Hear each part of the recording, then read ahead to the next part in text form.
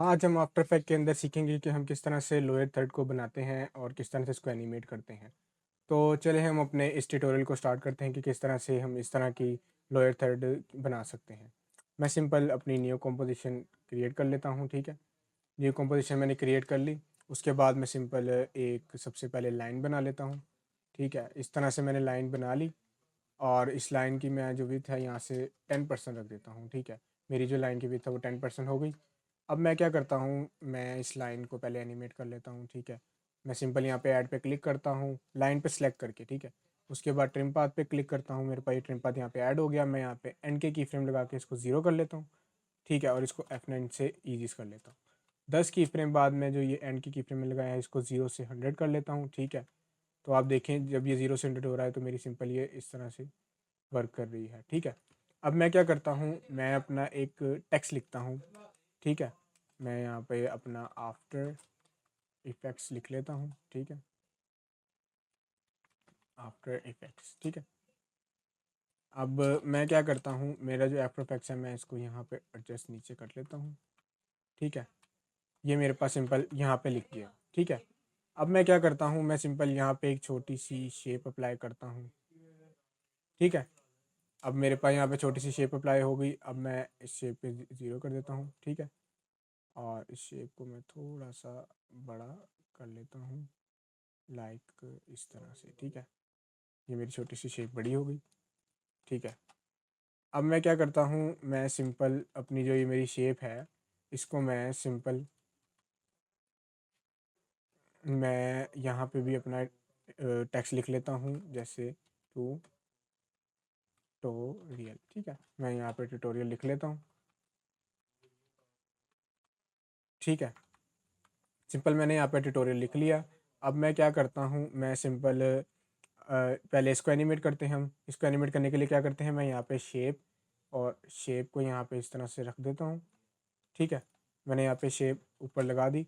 उसके बाद जो मेरी ये शेप है, ठीक है, ये जो मेरी सबसे मैंने जो ऊपर बनाई है इसको मैं यहाँ से इस तरह से नीचे ड्रैग कर दूंगा और आफ्टर इफेक्ट की शेप के ऊपर रख लूँगा।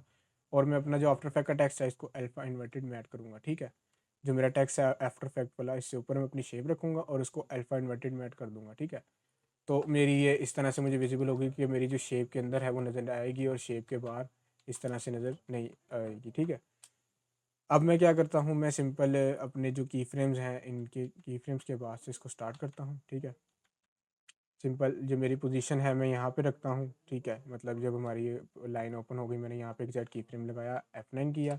उसके बाद 20 की फ्रेम के वाई के बाद मैं इसको अगेन नीचे कर देता हूँ। ठीक है, तो देखें ये मेरी सिंपल इस तरह से वर्क करेगी। ठीक है, अब मैं यहाँ पे क्लिक दोनों को सिलेक्ट करता हूँ और इनको मैं ईजीज कर लेता हूँ।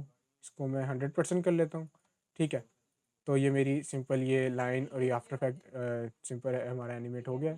अब उसके बाद मैं एक जो ये टेक्स्ट है, ये जो हमारी यहाँ पे बॉक्स शेप है, मैं इसको भी करता हूँ। मैं यहाँ पे रोटेशन और स्केल दोनों इसके ओपन कर लेता हूँ।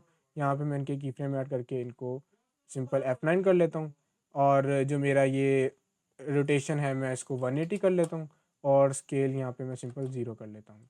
और 10 की फ्रेम बाद में क्या करता हूँ, मैं इसकी रोटेशन जो है 0 और जो स्केल है हमारा वो मैं 100% कर लेता हूँ। ठीक है, तो ये मेरा इस तरह से वर्क करेगा, ये देखें। ठीक है, मैं इन दोनों को सिलेक्ट करके इनके भी ग्राफ एडिट में जाके इनको भी 100% कर लेता हूँ। ठीक है, सिंपल मैं इनको भी इस तरह से 100% कर लेता हूँ।